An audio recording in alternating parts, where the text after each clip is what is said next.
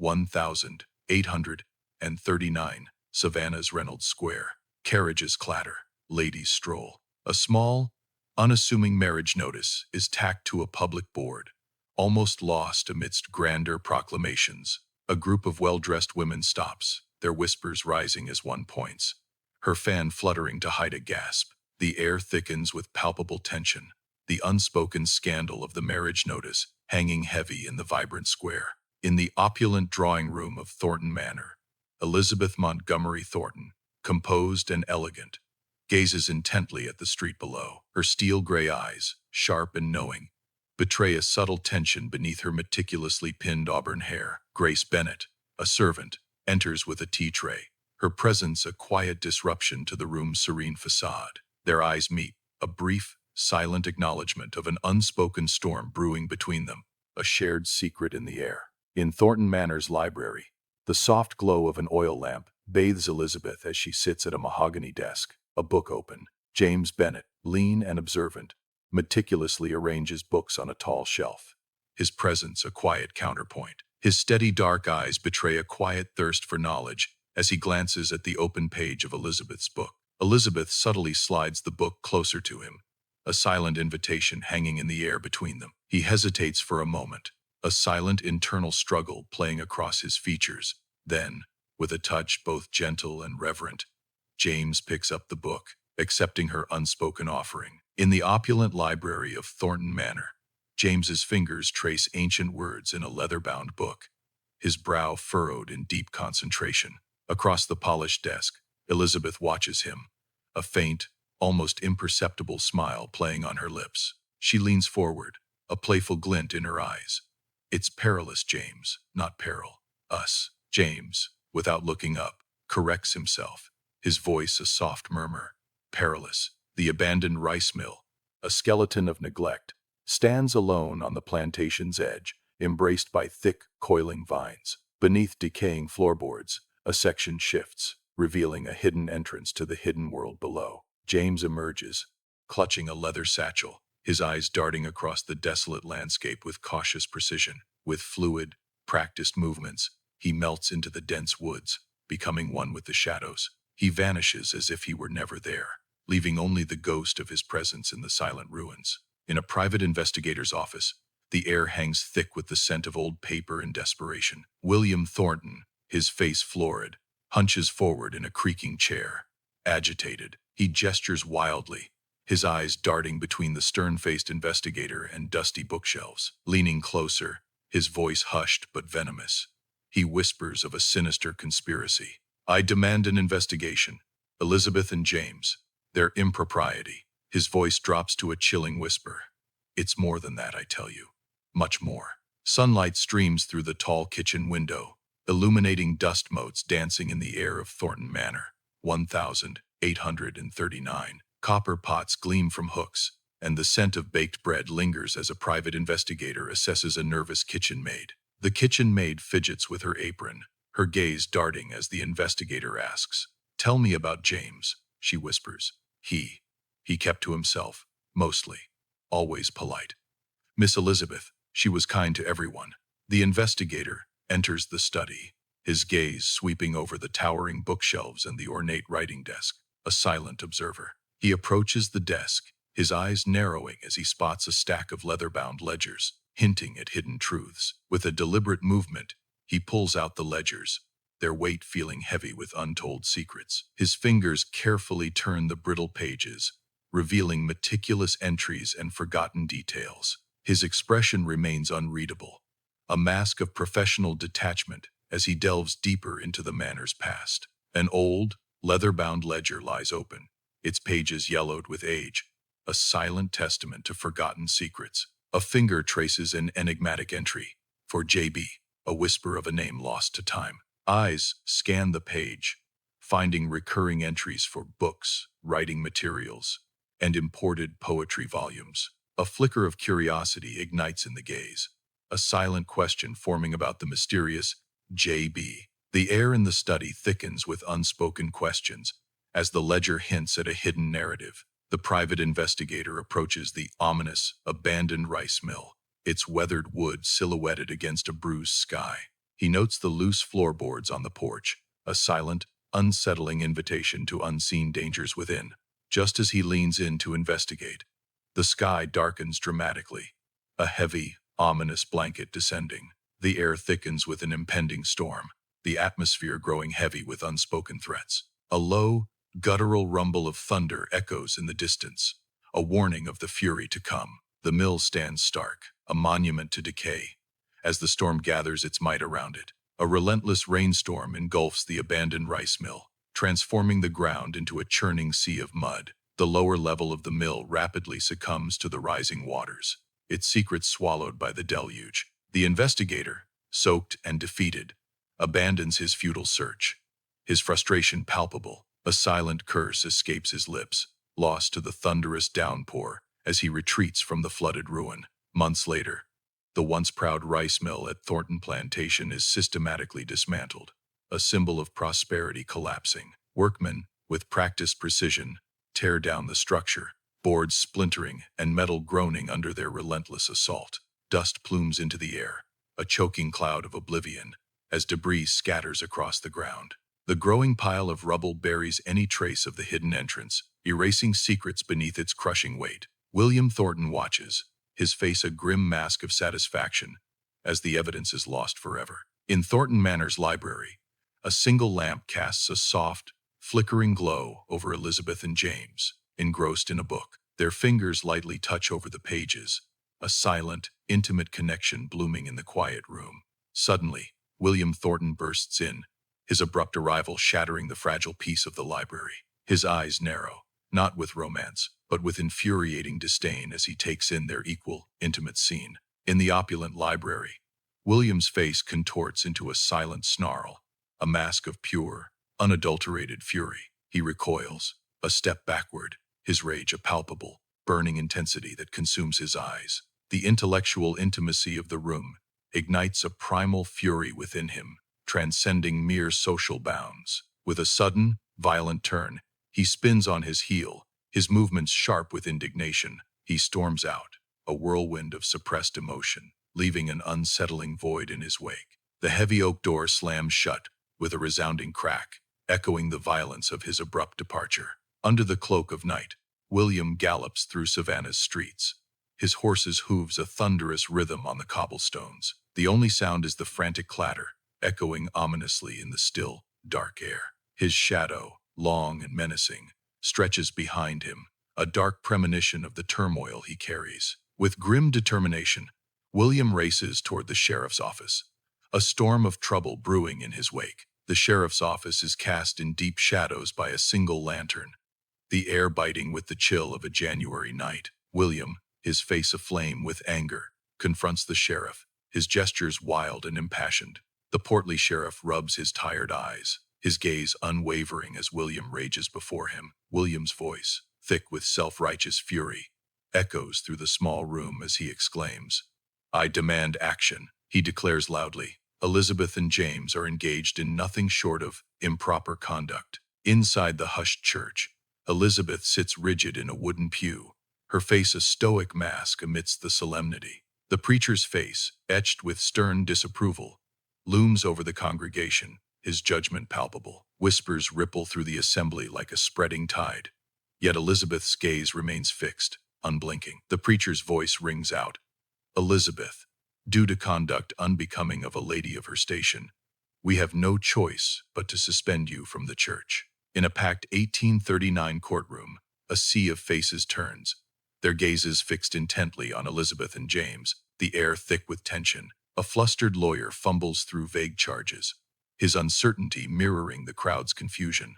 Elizabeth sits composed, her unwavering gaze a silent challenge to the proceedings. James stands beside her, a defiant and silent presence, his resolve unyielding. The judge, visibly uncomfortable, struggles to find criminal grounds, his unease palpable in the courtroom. In the opulent study of Thornton Manor, William pores over legal documents, his face contorted in a flush of frustration. His eyes, sharp and desperate, scan the dense text, searching for a hidden loophole, a legal weakness. He seeks to invalidate James's freedom papers, his breath shallow with an unspoken rage. With a sudden, violent motion, William slams his fist onto the polished wooden desk.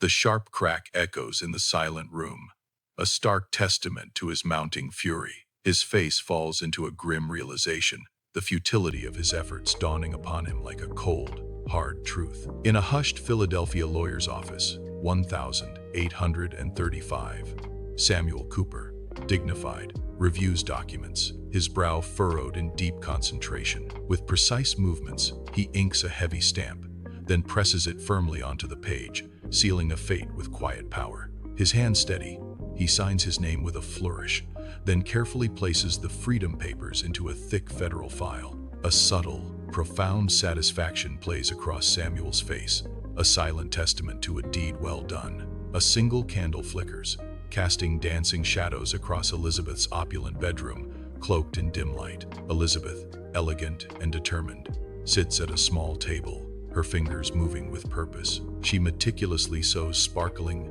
valuable jewels into the lining of her traveling dress. Her movements are precise, unhurried, each stitch a silent testament to her careful preparation. The glint of the jewels catches the candlelight, hinting at a hidden treasure within the fabric. A methodical preparation unfolds, signaling a journey of unknown destination and profound significance. Within the hushed study of Thornton Manor, James meticulously begins to dismantle the room, his movements precise and deliberate. He carefully lifts weighty tomes from the shelves, their leather-bound secrets destined for sturdy crates. Each document is folded with practiced ease, revealing a man accustomed to the quiet art of preparation. His efficiency is a silent testament to years of meticulous planning, every action a stroke in a grand design. The room slowly empties, a space once filled with knowledge now awaiting its unknown future, carefully packed away. In the grand drawing room, the flickering fire casts dancing shadows, illuminating the ornate furniture as a silent vigil begins.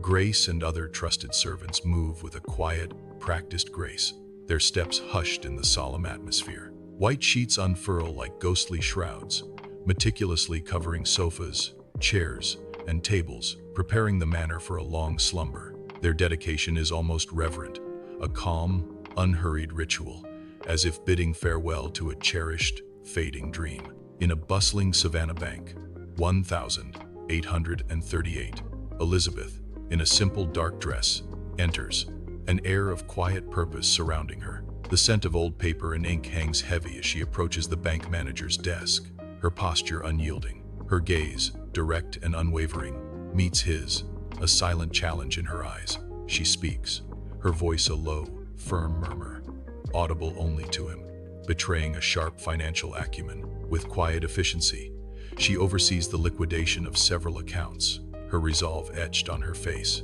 Torches blaze fiercely against the inky night, casting an ominous orange glow over the docks. A seething mob surges forward, their angry shouts echoing off the warehouses and dark, lapping water. Their eyes, wild and determined, scan the darkness, demanding to know the whereabouts of Elizabeth and James. The air crackles with palpable danger, a volatile energy threatening to erupt at any moment. At the grand entrance of Thornton Manor, Elizabeth stands, a formidable silhouette against the dark, imposing door. A pistol, clutched firmly in her hand, glints faintly in the dim light, a symbol of her unwavering resolve. Her eyes, sharp and resolute, betray no fear, only the steely determination of a guardian. Her posture, unyielding and poised, speaks volumes of her readiness to defend her ancestral home. Yet, beneath the surface of fierce protection, a calculated diversion unfolds in her strategic mind. Elizabeth is not merely defending, she is orchestrating a master plan, her every move a deliberate decoy.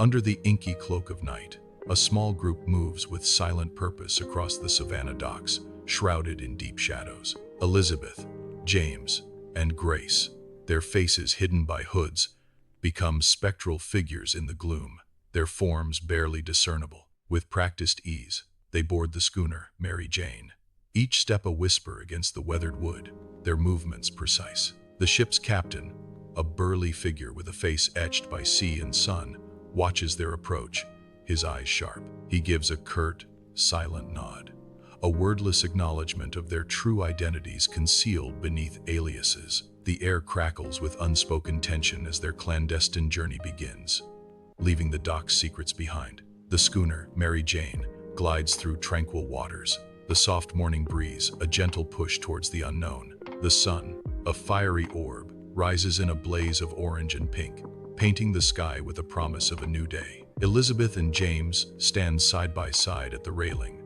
their gazes fixed on the rapidly receding Savannah coastline. A profound sense of liberation washes over them, as vast as the open sea stretching before their eyes. Yet, a melancholic realization of the life they've left behind tempers their newfound freedom, a quiet ache in their hearts. In Thornton Manor, sunlight strains to pierce the heavy velvet curtains of William's study, casting long shadows. William Thornton slumps at a grand mahogany desk, surrounded by a half-empty whiskey bottle and stacks of ledgers. His once neat hair is disheveled, and his face is flushed, a stark contrast to his usual pale complexion. His eyes, once sharp and commanding, now dart nervously, betraying a deep-seated suspicion.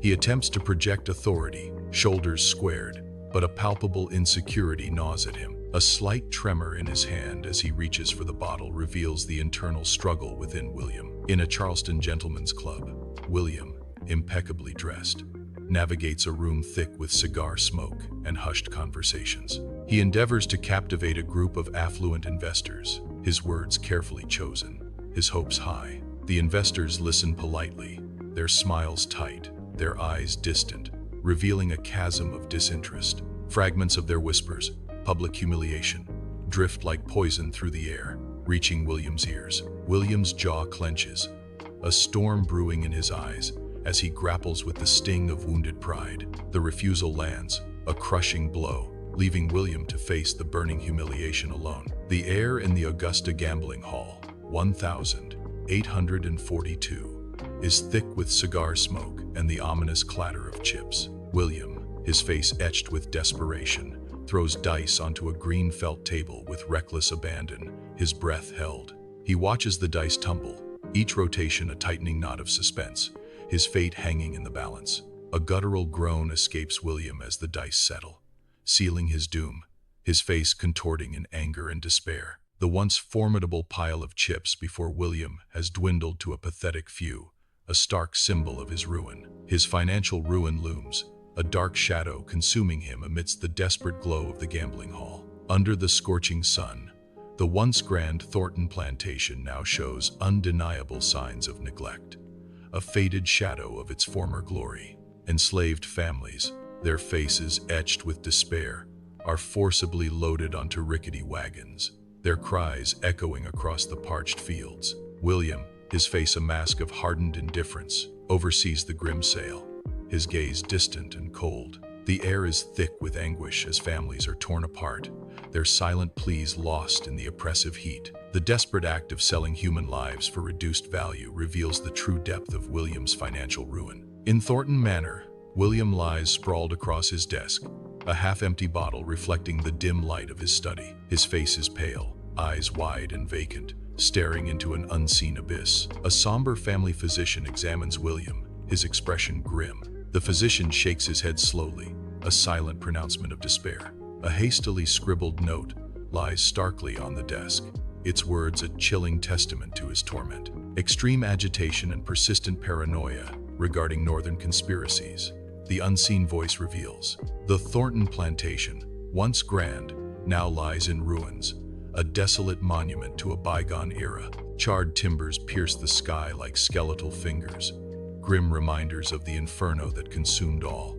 Collapsed structures dot the ravaged landscape, a testament to Sherman's destructive march. The devastation mirrors William's ultimate failure, his control shattered and his legacy in ashes. Rue Street Paul, a cobblestone artery of old Montreal, teems with life, echoing with the clamor of a thriving port city. Merchants hawk their wares, their voices blending with the rhythmic clatter of horse-drawn carriages on the bustling street. James Bennett stands on the dock, his tailored suit a stark contrast to the raw energy of the bustling port. His hair, now streaked with distinguished gray, frames a face etched with quiet dignity and the wisdom of years. He oversees longshoremen, their movements efficient, as they unload crates of exotic teas and fragrant spices from a ship. His gaze, once fiery, now holds a settled authority, reflecting a man of quiet success and profound transformation. In a Montreal salon, the air hums with intellectual fervor,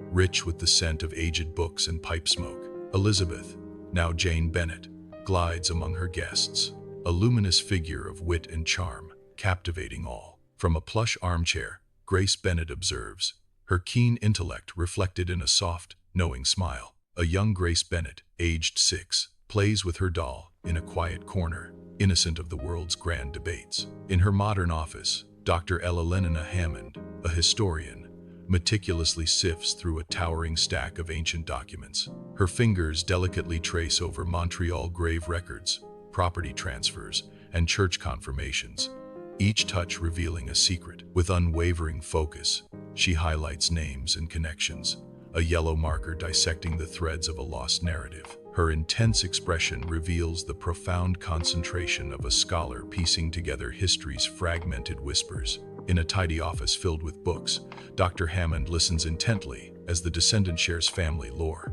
A subtle shift in the descendant's expression reveals a guarded resolve, their voice soft but clear. I must ask that some of the more sensitive details remain private. My family's privacy is very important to me. Dr. Hammond nods in respectful understanding.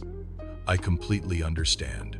Your wishes will be respected. She glances at her meticulously organized notes, now destined for a carefully protected, unpublished existence. In Reynolds Square, the air hums with tourist chatter as a distinguished historian pauses, his eyes fixed on a bronze plaque. He turns, a thoughtful expression on his face, his gaze holding a quiet intensity. He looks out at the square, a silent acknowledgement of a love that defied an era. His voice, a solemn whisper, declares, "They did not vanish, they escaped." His gaze affirms that somewhere in Canada, their bloodline continues, a testament to enduring love.